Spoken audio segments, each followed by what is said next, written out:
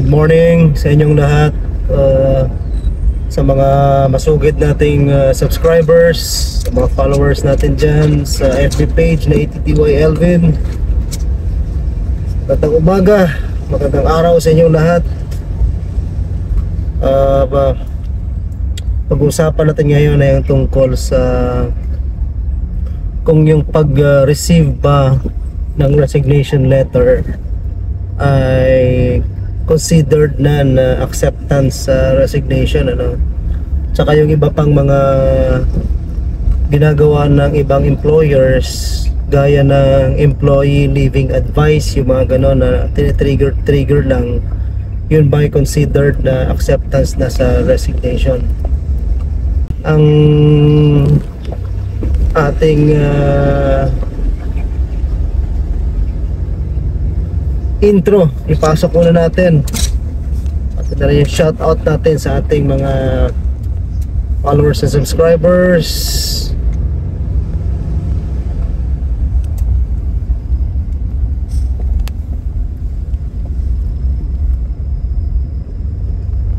Okay, post ko muna yung mga shout out natin.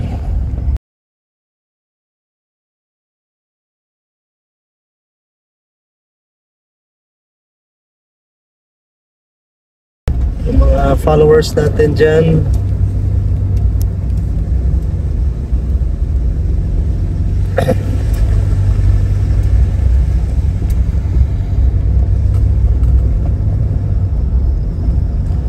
And of course, yung ating intro na ATTY Elvin, panoorin nyo muna. Okay, stop.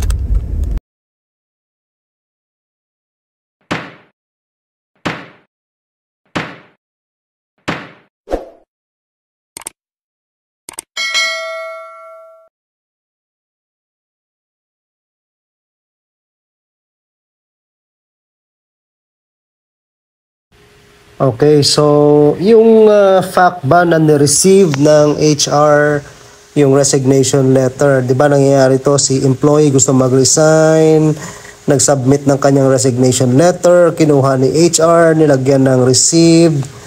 So, yan ba yung ni-receive na resignation letter? Considered na ba yan na acceptance? Samahan niyo muna ako mamalengke. Ayan, ang daming isda, oh.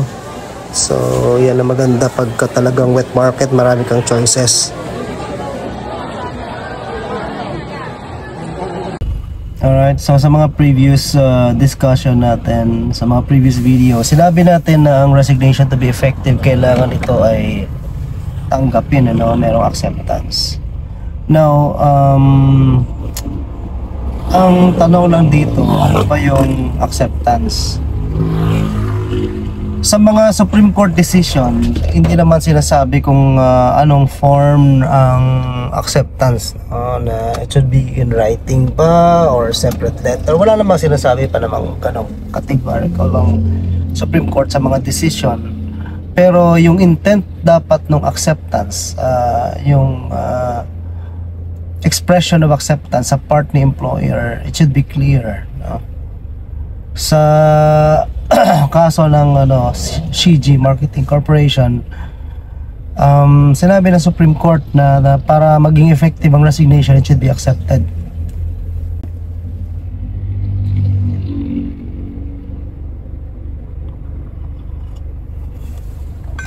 Ngayon, yung pag-receive lang ba ng HR ng resignation letter, does that amount to acceptance? In the case of Mora versus Avesco Marketing Corporation, sinabi ng Supreme Court na hindi enough yung ni-receive lang ng HR, yung acceptance. Kasi nga dito sa Mora case, itong si Mora, kinasuhan ito ng kumpanya nila ng selling competitors' product. So dismissible offense yun. Ibig sabihin, that can be ground for dismissal from employment.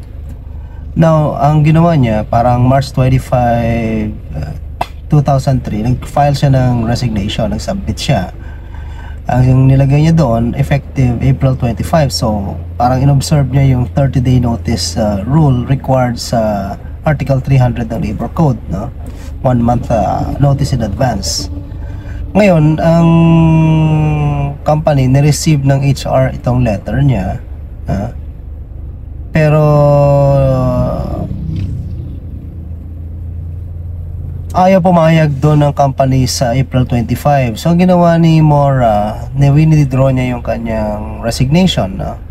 Nang winidraw niya, the day after, kinasuhan siya, notice to explain, etc. etc.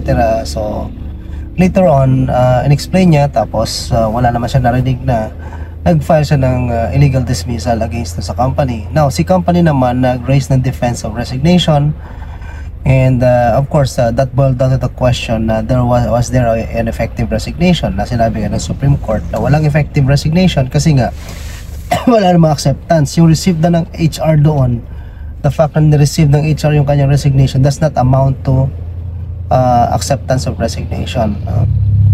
In fact, sabi dito na si company parang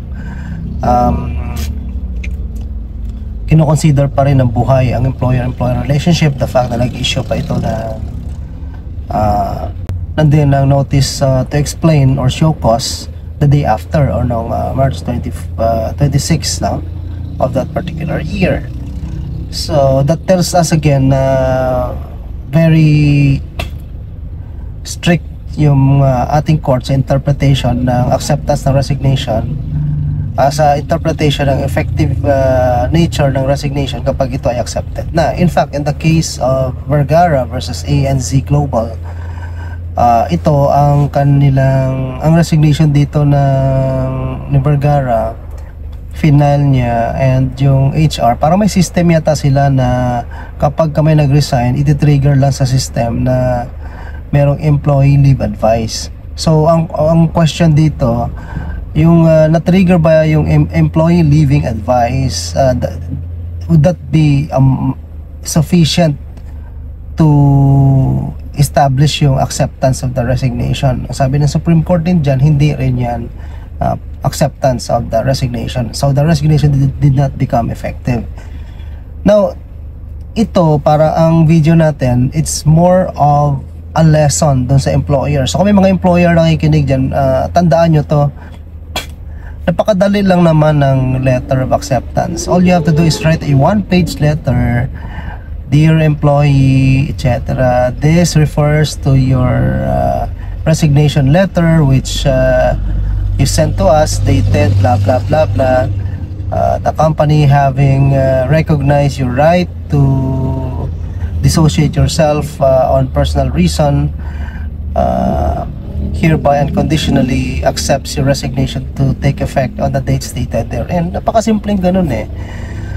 So give that resignation para mabigyan ninyo ng closure, kasi kung hindi, napakarami pang issue na mga buntot-buntot ng problema niyo sa opisina ang mangyayari dyan. So instead of like cutting it off right away, napakasimpleng acceptance of resignation ay hindi magawa, then that will complicate matters for employer, especially, and for both parties.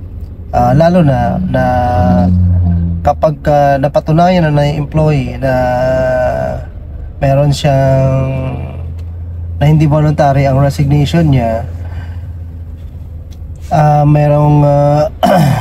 merong circumstances before and after na walang voluntariness, then the lack of acceptance will further confirm the ineffective nature of the resignation. So take note, ang resignation kung effective o hindi, may tama yan both sides, sa part ni employer, ang tama niyan, syempre buhay pa ang employer-employer relationship. So ang ibig sabihin, you cannot anymore use the defense of resignation in an illegal dismissal complaint. And si employee naman, kapag hindi effective ang resignation, then pwede ka pang makasuhan, pwede pang maging terminated ang status mo sa company, kasi hindi pa naman na putol ang vinculum juris, ika nga, o yung legal ties that bind between the employer and employee in this particular case. So guys, take note itong rule natin sa resignation. This supplements yung ating mga previous videos about resignation. And again, to summarize, yung nakalagay lang na mga notation minsan sa HR, receive, blah blah blah, it does not indicate acceptance, ha? Yung mga system generated receipt of resignation, hindi rin mako-consider na effective acceptance of the resignation, ano, yung mga employee leaving advice, etc. Sinabi ng Supreme Court yan. So if you intend to accept the resignation, be categorical about it. Express it in a written document, one pager, pwede na yan, ano? And of course, be aware of the consequence of the resignation when it's not accepted or there's no effective acceptance of the resignation. Buhay pa ang employer-employee relationship. So guys, I hope you learned something from this video, and of course, if you do, please share this with your friend. They may benefit from this video, and they may find this helpful. This may aid them in whatever situation they are in right now. And of course, share this with your family members, your colleagues, your boss, even your supervisors, and all the people who you think may benefit from the information that I just shared. And again, thank you for watching this video, and I hope to see you in my next videos. God bless.